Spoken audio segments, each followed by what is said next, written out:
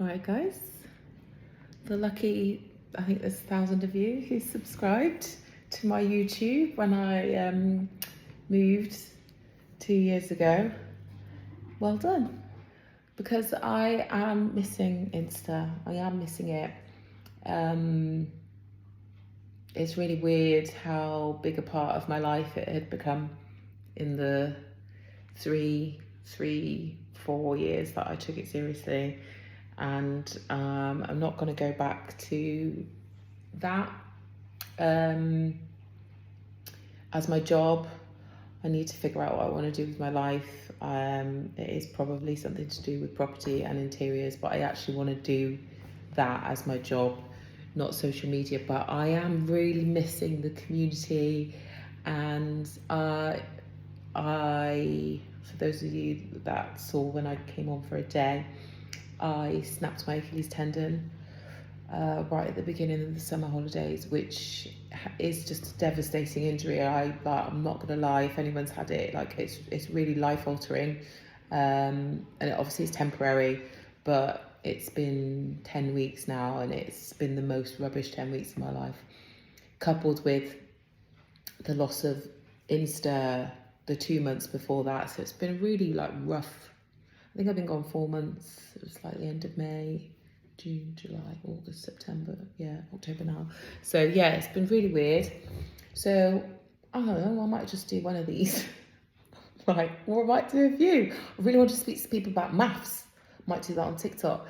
But yeah, I'm not going to go back to being full-time Insta person, but just as a reward for being a subscriber, I will tell you what's been going on. You might notice that I am in a different house. So that is the big news. We moved. So I'm going to assume that you all know the backdrop, and everyone here is here because you know, our journey. But obviously we just we've been renovating houses since 2008, I think. 2007, 2008, we bought our first house. And the goal has just been to keep going until we get this dream house. And both of us grew up in Gloucestershire.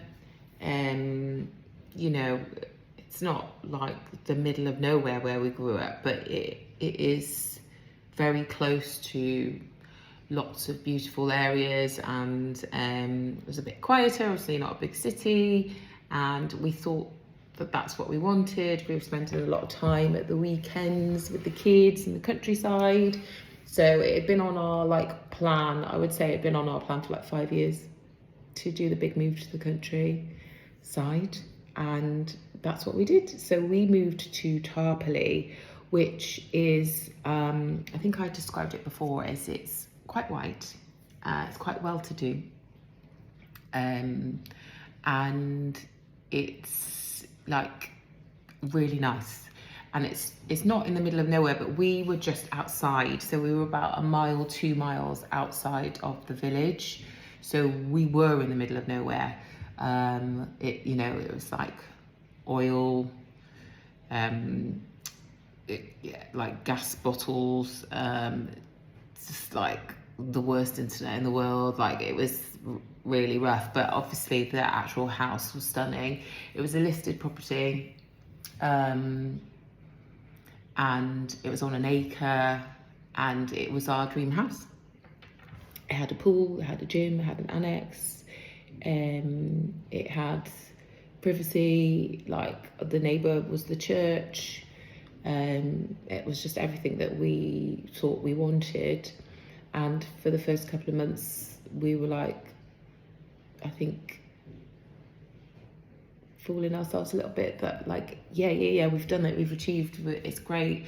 But actually the property was over 5,000 square feet. Is that the right word? It's 500 square meters. It was massive. It was absolutely massive. There was 18 rooms, not including the annex. It was all single pane because it was listed. It was hard work, and because it was listed, it wasn't really working out in terms of like functionality. So like there were huge rooms, but they were all like quite segregated, and like this type of space is what we're used to, and it's what works better for our family. So we were struggling a bit with the house, and Dave, after working at home, or being able to work from home pretty much since COVID, got a new job in Manchester, which required him to be in the office, plus a few incidences of intolerance and lack of education around multiculturalism. That is the nicest way for me to say it. A few like racist incidents, but I feel like, you know, being referred to as coloured multiple times by multiple people, having play dates where people's children felt comfortable to,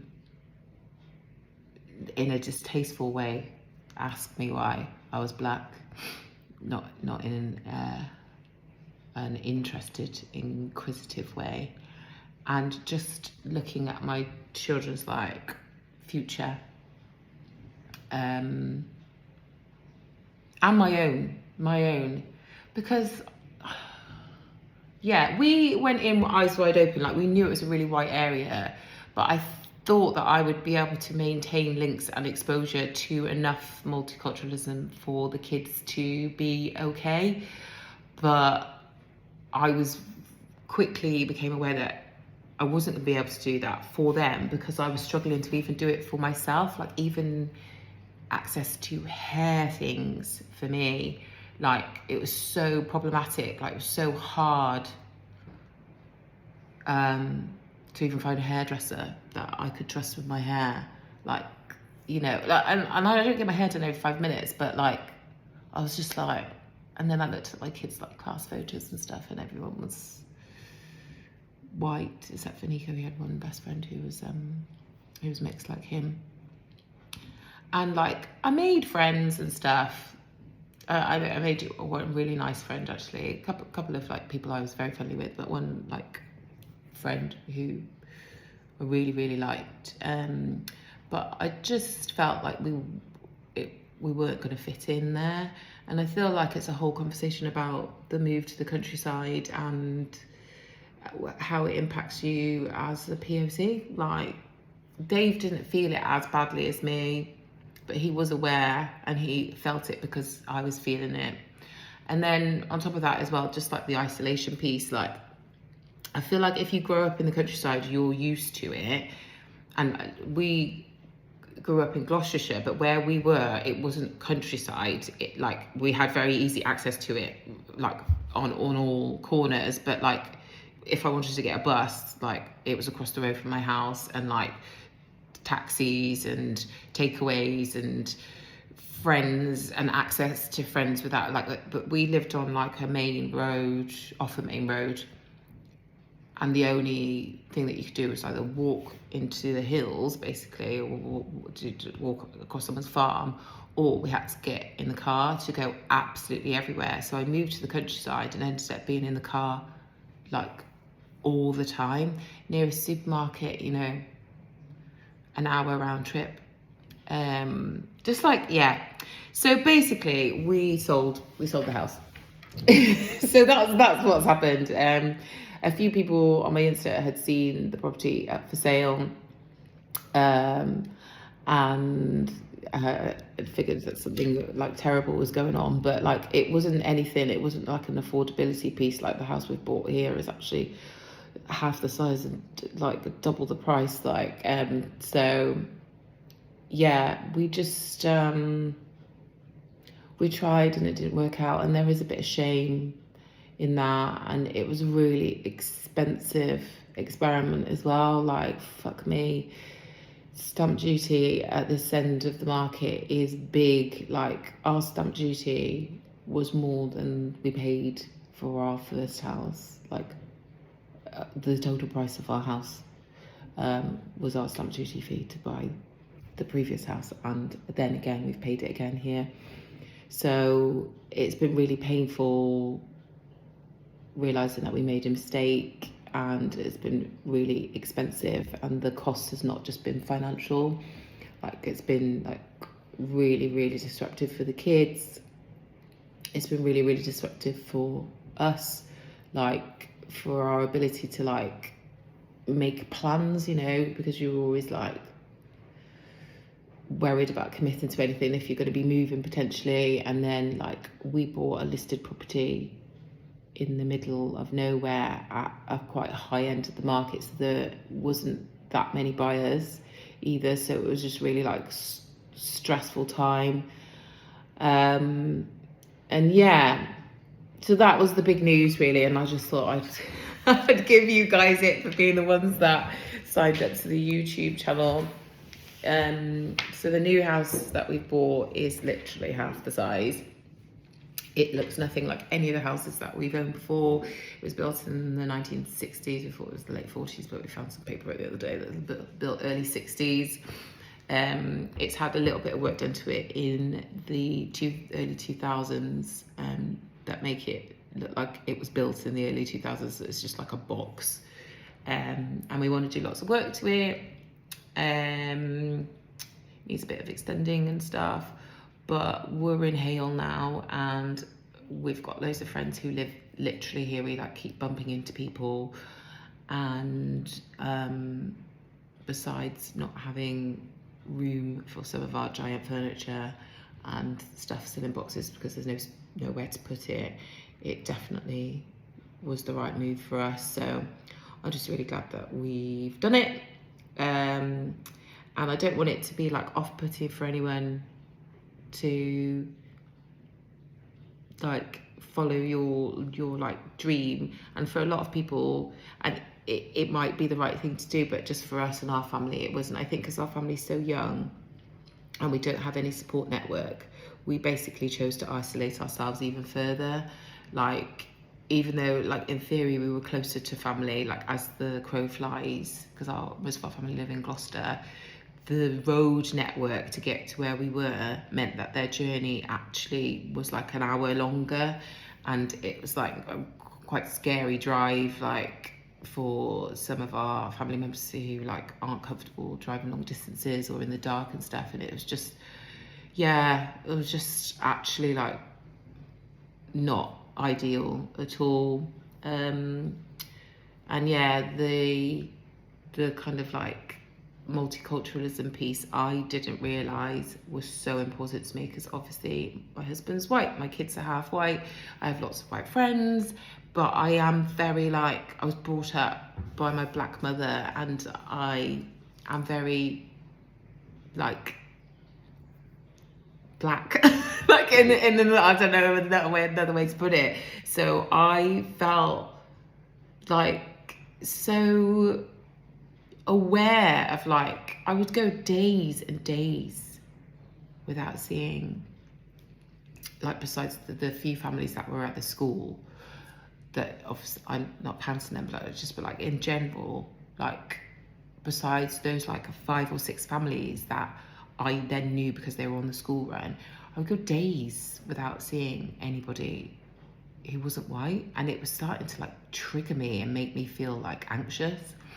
And like I was annoyed that Milena didn't have any friends who weren't white, and I was annoyed that Cece didn't, and I was annoyed that Nico only had one, and like, you know, I was just like, I've chosen to do this, we've chosen to do this.